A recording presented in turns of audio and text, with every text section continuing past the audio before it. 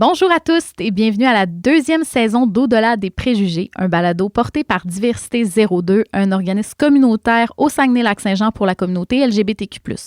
Je suis Roxane Hébert, votre animatrice, et je suis heureuse de vous accompagner tout au long de ce balado pour explorer ensemble différents sujets qui touchent la communauté LGBTQ+.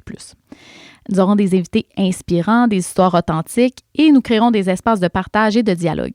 Que vous soyez des gens impliqués ou simplement intéressés à en apprendre davantage sur la diversité sexuelle et de genre, vous êtes au bon endroit. Bonne écoute! Oui, bonjour tout le monde! Bienvenue Adrien! Bonjour, merci de me recevoir. Bien, ça me fait plaisir. Merci à toi de venir nous parler. En fait, là, je pense que c'est 2 épisodes qui vont être vraiment intéressants qu'on va vivre ensemble, qui sont... Bien, en fait, c'est un sujet assez niché. Tu vas venir nous parler de l'histoire queer, en fait, en 2 épisodes. On va parler de l'époque de l'Antiquité, mais aussi du Moyen Âge. Et de comment les réalités queer, c'était quoi? Comment ça fonctionnait? Est-ce que ça existe depuis longtemps? Donc, on va aborder tout ça avec toi. Aujourd'hui, on va vraiment parler d'être queer au temps de l'Antiquité. J'aimerais peut-être ça, avant de commencer, que tu te présentes. Qui es-tu? Tes pronoms? Qu'est-ce que tu étudies? Le contenu de ta recherche, qu'est-ce que c'est? Un petit portrait. Oui, donc moi, au fait, c'est ça, je m'appelle Adrien, j'utilise le pronom il, les accords masculins.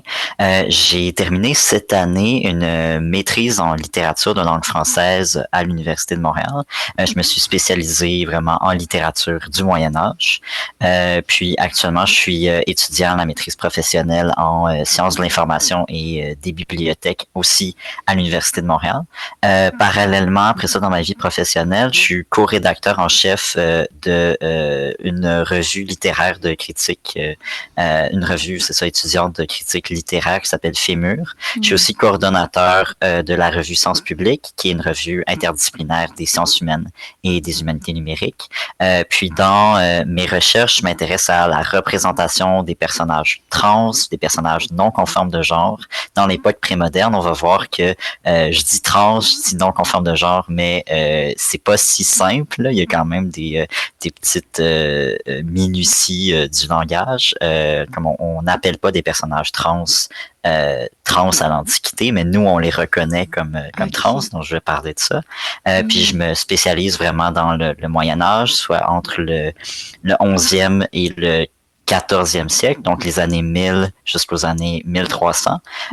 Puis je m'intéresse aussi généralement là, à toute la période avant, mettons, la Révolution française.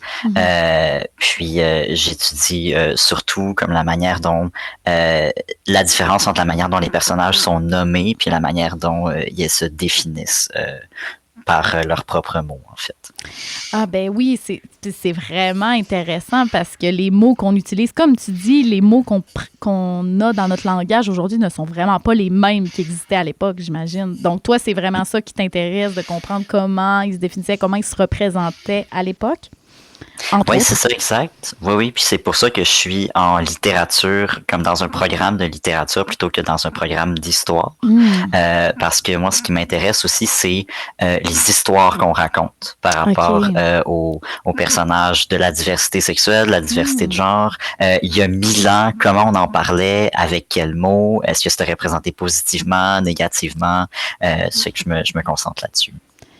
Ça pique beaucoup ma curiosité, tout ça, parce que on entend beaucoup parler lorsque nous, on se promène dans les organismes, dans les écoles, bref, quand on a des questionnements en tant qu'organisme en diversité sexuelle et de genre, ce qui revient beaucoup, le préjugé ou la pensée qui revient, c'est que c'est un phénomène nouveau. En tout ce qui est LGBT, tout ce qui est identité de genre, les personnes trans, personnes non-binaires, on a l'impression que c'est comme une mode ou que c'est vraiment nouveau.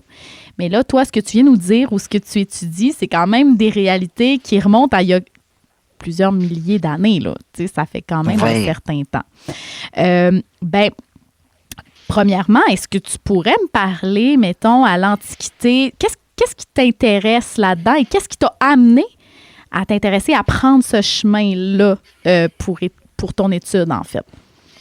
Ben moi, à la base, je viens de la ville d'Alma, puis j'ai fait mon cégep en lettres au collège d'Alma, puis ensuite j'ai déménagé à Montréal pour commencer des études en littérature. Puis c'est à ce moment-là, au moment de mon déménagement à Montréal, que moi j'ai commencé une transition de genre. OK. Donc là, je me suis vraiment détaché de mon milieu, puis j'ai commencé à prendre des hormones, faire une transition sociale, tout ça, tout ce que ça implique.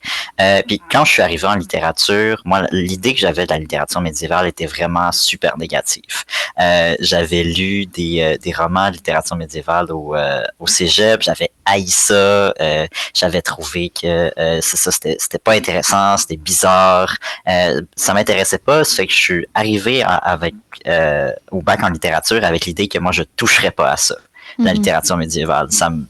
C'est ça, je voulais pas en entendre parler, je voulais pas prendre de cours, mais j'ai pas eu le choix. Parce que la manière dont le bac en littérature est fait à l'Université de Montréal, on n'a pas le choix de prendre au moins un cours dans toutes les époques, dans tous les siècles.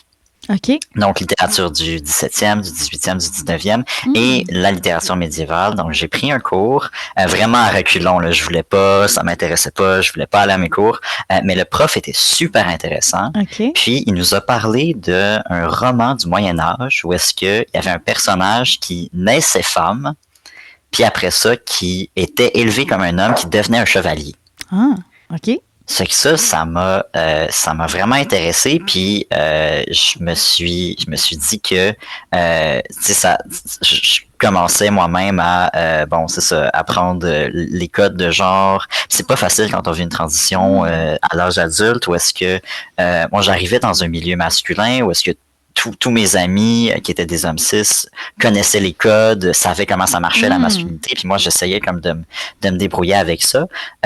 Donc ce roman-là m'a beaucoup intéressé, puis je l'ai lu. Puis je me suis rendu compte que dans le texte, le narrateur du livre parlait toujours de ce personnage-là qui était de sexe féminin au masculin.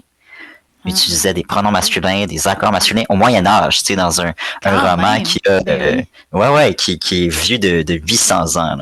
Ça fait que ça, j'ai trouvé ça un peu validant finalement de voir que il y avait cette visée-là positive. Puis après ça, je me suis mis à lire de la critique sur ce texte-là, qu'est-ce que les gens en avaient pensé, comment les gens l'avaient vu. Puis je me suis rendu compte que toutes les critiques parlaient du personnage au féminin. OK. Hein? Donc, le narrateur, dans le roman du Moyen-Âge, parle d'un personnage de sexe féminin au masculin. Au masculin, ouais. Selon son identité de genre et non selon son sexe. Puis, les gens qui écrivent de la critique sur ce texte-là, même comme des critiques féministes ou des critiques en études queer, le voient comme une femme. OK. Fait qu'il y a un décalage, là. Oui.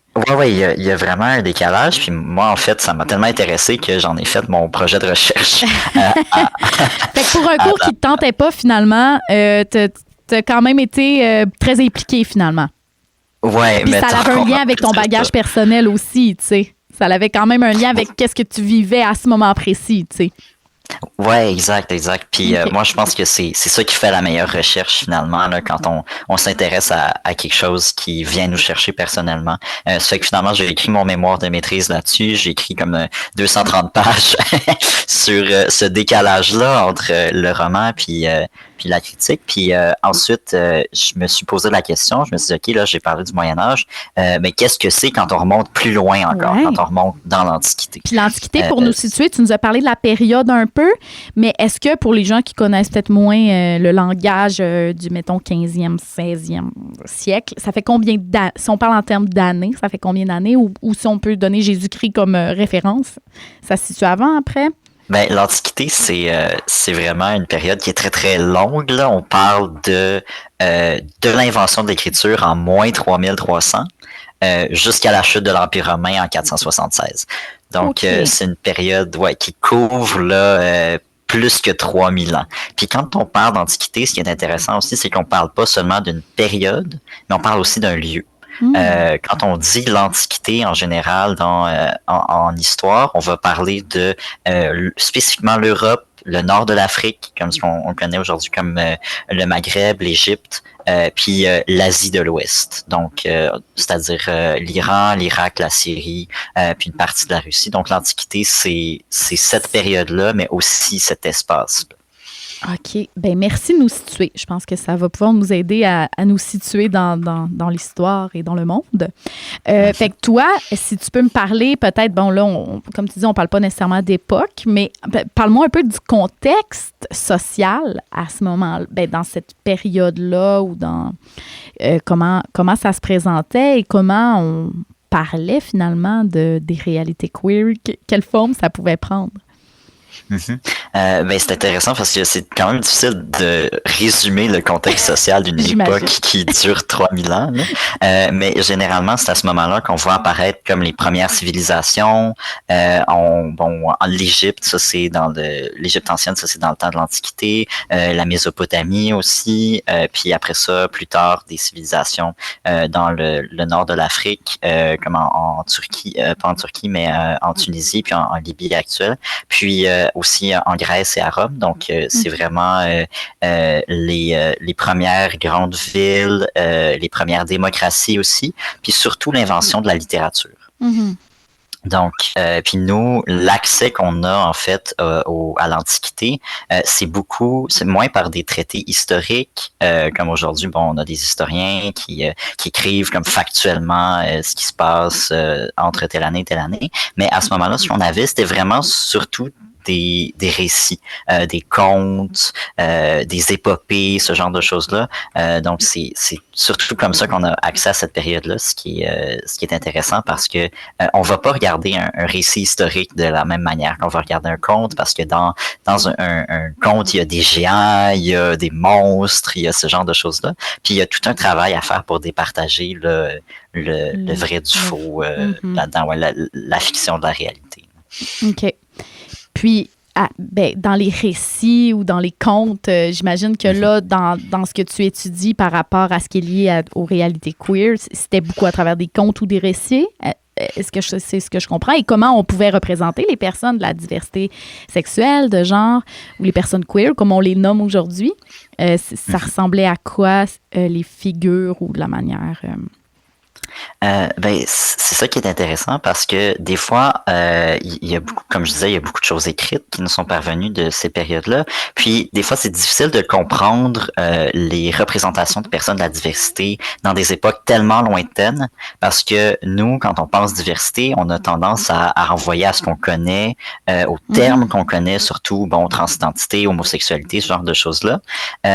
Mais quand on demande, mettons, à 3 personnes homosexuelles de dire c'est quoi d'être gay pour vous, on va avoir probablement 3 réponses différentes qui vont beaucoup varier en fonction de la personne à qui on demande, en fonction de son âge, de son milieu, de son éducation, ce genre de choses-là.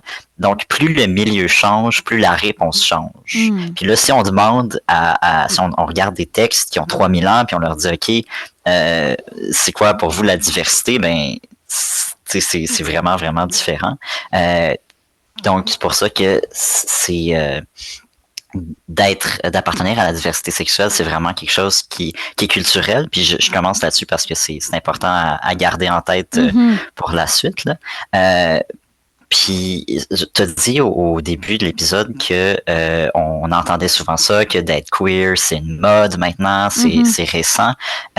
Puis c'est sûr, c'est normal qu'on se dise que ce soit récent parce que le mot en tant que tel, queer, pour dire des personnes homosexuelles, pour désigner des gens de la diversité, il date du début du 20e siècle. OK. Ce que si on regarde avant ça, c'est sûr qu'on trouvera pas. Le terme homosexuel, à la base, c'est un terme qui vient de la médecine psychiatrique, qui date des années 1800. Donc, c'est normal qu'on trouve rien si on cherche des gens qui s'identifient comme homosexuels ou queer avant ces périodes-là. Puis, à ce moment-là, ça veut pas dire que ces gens-là n'existaient pas. Ça veut pas dire qu'il y avait pas d'hommes qui avaient des relations sexuelles avec des hommes, de femmes qui avaient des relations sexuelles avec des femmes, ou de personnes qui vivaient de l'inconfort par rapport à leur sexe assigné à la naissance, puis qui préféraient les rôles du genre opposé. Des gens comme ça, il y en a toujours eu. Mais on n'appelait pas ça de la même manière, puis on le réfléchissait pas de la même manière. Puis un exemple qui est important pour moi, c'est que en fait, la première manifestation de la littérature, comme le premier texte de fiction qu'on conserve aujourd'hui, qu'on connaît de l'Antiquité, c'est un texte qui s'appelle l'épopée de Gilgamesh. Puis là-dedans, on retrouve aussi les premières représentations de la diversité sexuelle. Donc, c'est littéralement aussi vieux que la littérature. Puis l'épopée de Gilgamesh, pour la présenter un petit peu, c'est un texte qui est littéraire, qui date environ de l'an moins 2900. Donc, on a dit que l'Antiquité, ça a commencé, que l'écriture a été inventée autour de l'an moins 3300. En moins 2900, on est juste 400 ans plus tard sur une période aussi longue. C'est quand même, c'est assez récent, là. Oui, vraiment. Donc, l'épopée de Gilgamesh, ça se passe dans un espace qui est aujourd'hui l'Irak. C'est un texte qui s'étend sur à peu près 3000 lignes. Dans un document Word, ça fait à peu près 50 pages, pour donner une idée. Puis, pour faire un résumé, en fait, la première moitié de l'épopée de Gilgamesh, ça raconte l'histoire d'un roi mésopotamien qui s'appelle Gilgamesh. Puis on n'est pas trop sûr si c'est un personnage historique, s'il a vraiment existé ou non. C'est pas très important. Puis ça raconte l'histoire de Gilgamesh, donc qui est d'Enkidu. Enkidu, ça c'est un guerrier qui a été créé par les dieux pour être le compagnon de Gilgamesh. Donc déjà là, il y a quand même quelque chose un peu de l'âme sœur, tu sais, je veux dire, c'est un roi qui est très très fort, très apprécié par son peuple, puis il est tellement apprécié par les dieux qu'il envoie un compagnon juste pour lui. Donc, c'est une relation qui commence au début dans une genre de rivalité. Ils vont avoir toutes sortes de... Bon, ils vont faire de la lutte, ils vont se battre, puis à travers ça, ils vont développer un très, très grand respect l'un pour l'autre, Gilgamesh et Enkidu, à un point que ils sont décrits dans le texte, puis là, on parle d'un texte de l'an moins 2900, là, qui est écrit dans une langue en sumérien, une langue ou en acadien, une langue que personne parle aujourd'hui. Puis, dans ce texte-là, Gilgamesh et Enkidu sont décrits comme des amants. À un point, on lit que Gilgamesh aimait Enkidu comme une épouse. Ouais. Donc, ça date de ce moment-là. Là. Puis, après leur rencontre, au début du texte, Gilgamesh et Enkidu, les deux ont une sexualité très active avec des femmes. Mais après leur rencontre, il n'y a plus de sexualité avec les femmes, puis ils sont vraiment juste concentrés sur leur relation l'un avec l'autre. Donc, ça date de ce temps-là. Là. Puis là, c'est là que les géants arrivent. Là, ils vont partir à l'aventure. Ils vont tuer un géant méchant qui s'appelle Humbaba. Puis ça frustre les dieux. Qui vont leur envoyer toutes sortes de monstres que Enkidu et Gilgamesh, les deux ensemble, grâce au pouvoir de l'amour et de l'amitié, sont invincibles. C'est que là, les dieux vont être très, très, très fâchés de voir qu'ils se font défier par des hommes. Puis pour punir Gilgamesh, ils vont tuer Enkidu. OK. Puis là, la deuxième partie de l'histoire, c'est Gilgamesh qui vit un deuil incroyable par rapport à la mort de son amant. Puis il va juste, comme il est perdu, il se promène dans le désert, il demande pardon aux dieux, tout ça. Donc c'est une histoire qui est vraiment, là, il y a des composantes d'amour, des composantes de deuil, puis c'est de l'amour queer, puis un deuil queer. Puis là, on parle là, de la première œuvre de littérature. J'ai une question. Les géants qui sont fâchés, qui sont frustrés, est-ce qu'ils le sont parce qu'il y a une relation homme-homme ou c'est vraiment juste parce qu'ils se font défier par des hommes? Ben, il y a quelque chose de très intéressant là-dedans parce que il y a plusieurs lectures possibles. C'est pas très clair dans le texte si les dieux sont fâchés parce que deux hommes s'aiment ou parce que deux hommes s'aiment tellement qu'ils les défient. Mais je pense que il y a quelque chose de puis là, dans des termes vraiment qui éternent aujourd'hui, là, je dirais quelque chose de transgressif dans cet amour-là. entre Gilgamesh et Enkidu. OK, fait qu'on comprend puis, qu'il y a quelque chose qui transgresse une forme de règle de l'époque. Dans le texte, ouais, on peut exact. observer ça. Ouais, puis il y a quelque chose, tu sais, c'est quand même accepté, puis c'est décrit très très positivement comme relation, mais ça reste une relation qui dérange un petit peu. OK. Ben, Fait c'est que, vraiment. Je trouve ça captivant de voir qu'on parlait quand même de réalité homosexuelle, là, que je vais prendre les termes qu'on utilise aujourd'hui, là, mais de vraiment deux hommes qui s'aiment et qui sont amants. Mais on comprend quand même qu'il y avait, à l'époque, il y avait quand même une forme de. Quelque chose qui dérange à ce moment-là. Ouais, OK. exact. Puis c'est pas, comme je te dis, c'est pas quelque chose qui est clair. Là, c'est pas clairement puni par les dieux. C'est pas clairement ça qui provoque leur colère. Puis leur colère, c'est plus le fait que les deux ensemble ils soient tellement forts. OK. Fait qu'on n'est pas certain que c'est la relation comme telle ou par rapport au fait que c'est vraiment une union qui est dérangeante pour eux. Ouais, exact. OK. Puis, est-ce qu'on a des références? Est-ce qu'on a des informations sur la manière dont ces contes-là étaient reçus par les communautés ou par les gens? Est-ce qu'on sait, est-ce qu'on connaît un peu les réactions des gens ou c'est vraiment une information qu'on ne possède pas?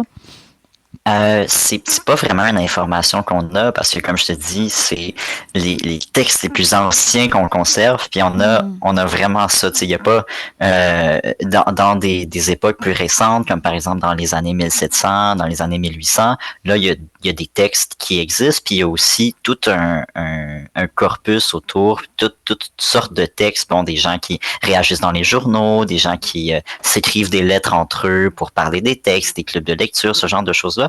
Mais en l'an moins 2900, on n'a rien de tout ça. La seule chose qu'on sait, c'est que vu que bon, ces textes-là sont très, très, très difficiles à conserver, vu qu'ils sont très, très anciens. Je veux dire, ça reste comme des tablettes d'argile, c'est matériel, c'est fragile, ça peut se briser, on l'échappe, puis là, il y a un texte de 2000 ans qui vient de partir, là, que plus personne ne va pouvoir lire. Mais des copies de l'épopée de Gilgamesh, on en garde quand même beaucoup. Donc, on peut supposer qu'il en existait encore plus. Donc, cette histoire-là était très connue, très appréciée. Donc, c'est pas une affaire vraiment niche à l'époque. Là, on peut croire que l'épopée Gilgamesh, c'est quelque chose que tout le monde connaissait, que le monde se racontait le soir autour du feu, ce genre de choses-là. OK. Ben en tout cas, je trouve ça vraiment intéressant. Est-ce qu'il y a d'autres histoires ou d'autres contes qui sont de l'Antiquité qu'on possède aujourd'hui qui parleraient de réalité queer, si on veut? Peut-être, on raconte souvent l'histoire dans l'Iliade de Homère, qui est aussi un très vieux texte, quand même un petit peu plus récent là, de l'Empire romain. On parle peut-être des années moins 600, moins 500. Puis là-dedans, il y a l'histoire de Achille et Patroclès, dont tu as peut-être déjà entendu parler. Vaguement, mais je connais pas l'histoire. Là. J'ai déjà entendu le nom. Ouais, c'est ça. Donc, Achille et Patroclès. Puis là, Achille qui était un grand guerrier qui part en guerre, puis qui avait Patroclès. Puis c'est quand même qui est comme une espèce de garçon plus jeune, qui est un peu son apprenti. Puis un peu la même chose que Gilgamesh, là. À un moment donné, Patroclès va mourir, puis Achille va être très, très fâché, puis va vivre un grand deuil par rapport à la mort de quelqu'un que lui-même décrit comme son amant. Mais là, on est en Grèce antique, on est quand même 2000 ans plus tard. Puis là, il y a un contexte très différent. On a un petit peu plus d'écrits historiques. Puis on sait qu'en Grèce antique, il y avait des relations entre hommes, vraiment des relations sexuelles entre hommes, qui faisaient partie d'un rite de passage dans la société. Puis là, je sais pas à quel point je peux parler de sexe dans ce podcast. On n'a pas, au pire, on coupera. OK, c'est bon. Donc, ce rite-là de passage, on appelait ça la pédérastie, qui est un terme qui est vraiment très connoté très très très négativement aujourd'hui, là, qu'on assimile à la pédophilie. Mais il faut comprendre qu'à ce moment-là, c'était comme la façon acceptée d'être homosexuel. Donc, il y avait un homme qui était adulte, qui était un guerrier, souvent comme un citoyen déjà bien intégré dans la communauté, qui prenait sous son aile un jeune garçon, puis là, on parle là, du début de la puberté, 13, 14, 15 ans, qui l'initiait au monde. Donc, il l'initiait à la conversation, à la philosophie, mais aussi à la sexualité. Okay. Puis là, il y avait... ces jeunes garçons-là qui étaient initiés par des hommes plus vieux, on les appelait les éroménos à ce moment-là, qui est un terme en grec. Puis il y avait vraiment cette dimension-là dans la relation de passivité et d'activité. Donc les Grecs anciens, ils voyaient pas nécessairement les relations en termes de homme-femme, mais plutôt en termes de une personne active qui est la personne qui fait la pénétration et une personne passive qui concrètement est la personne qui va recevoir la pénétration. Aujourd'hui, on parlerait de top et bottom pour illustrer exact, dans le langage 2024. Oui, exact. Donc, si on reprend cette idée-là d'activité, passivité, c'était vraiment très, très codifié dans la pédérastie. Le mentor devait être actif et l'apprenti devait être passif. Puis quand tu transgressais ces règles-là, là, c'était mal vu. Donc, l'homosexualité était considéré positivement, vraiment comme un rite de passage, comme un passage obligé à l'adolescence pour les jeunes garçons, mais vraiment dans des cadres très très stricts puis très codifiés pour la société. Elle était socialement même valorisée, si on comprend bien à ce moment-là, ou encouragée dans ce cadre précis-là. Exact. Donc, c'était pas tabou, c'était comme... Tout le monde savait cette information-là, puis comme on doit passer par là. Tout le monde savait. Okay. Exact, c'était normal, ça faisait partie de l'éducation d'un homme, l'éducation à la sexualité. Puis il y avait aussi vraiment une limite là, très claire quand le jeune homme commençait à avoir de la pilosité. Là, on pouvait plus avoir cette relation-là. Donc, le jeune homme rentrait un peu dans l'âge adulte, puis là, devait avoir une sexualité avec des femmes. Ah ouais. OK, fait que là, on l'acceptait plus à ce moment-là. En tout cas, c'était moins accepté. Ça. OK. C'était même très, très mal vu. Là. C'était sur le même niveau que la prostitution, qui était vraiment pas très bien vue non plus. Okay. Puis là, il y avait des gens qui se faisaient exiler pour du sexe entre hommes et tout. Là. C'est vraiment intéressant de voir que dans certains contextes, c'était valorisé, mais il y avait vraiment des lignes à ne pas franchir. Mais non, c'est fou de voir cette réalité-là, ce moment-là. Tu sais, qu'aujourd'hui, on est complètement ailleurs, mais quand même, il y a des choses qui reviennent. Tu sais, il y avait quand même, là, j'utilise les termes, de l'homophobie, il y en avait quand même à l'époque, là, tu sais, mais si ça répondait pas à ces critères précis-là, tu sais. Je comprends. Oui, l'homophobie, mur à mur, là. C'est ça, OK, mais je comprends que dans les exemples que tu me donnais, on parle beaucoup d'hommes qui ont des rapports avec d'autres hommes ou qui ont des relations avec d'autres hommes. Est-ce que c'est dans ce contexte-là qu'on voit des écrits dans l'Antiquité où on a des écrits qui parlent de femmes ou qui parlent aussi au niveau de la diversité de genre ou de l'identité de genre, où on est vraiment juste dans quelque chose qui est homme-homme? C'est vraiment une très bonne question parce que c'est vraiment les écrits qu'on garde, c'est beaucoup dans les relations qu'on dirait aujourd'hui gays, comme les relations homosexuelles entre hommes. On connaît Sappho, évidemment, comme d'où on garde le terme saphique.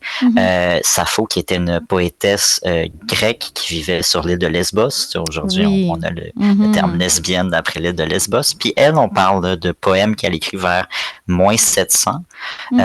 Puis elle avait un peu une relation semblable là, à la pédérastie avec sa communauté de jeunes femmes. Elle était vraiment la mentoresse, puis elle avait des mentorés.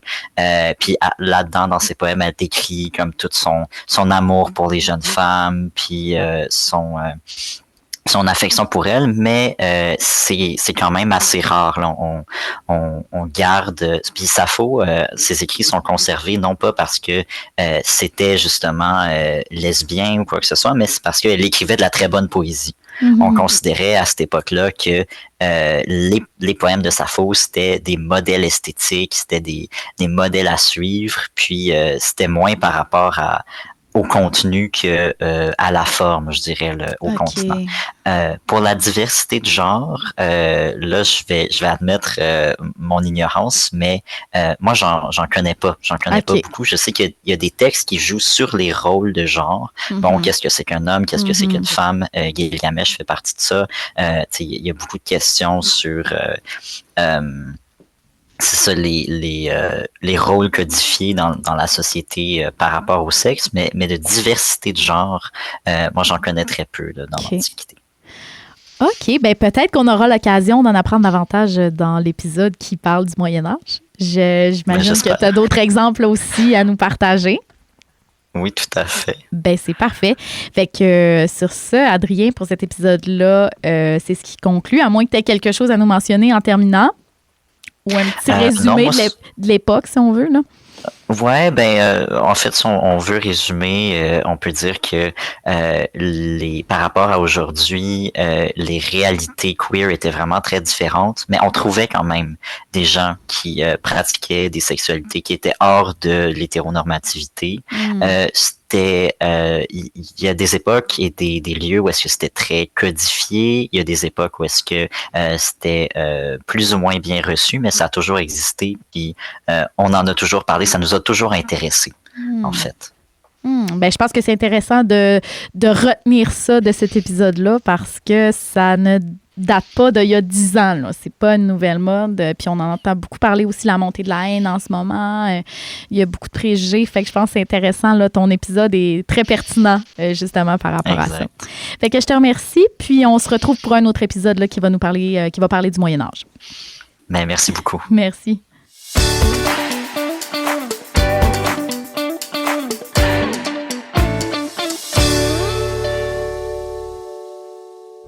Ce balado est produit en collaboration avec la Télé du Haut-du-Lac.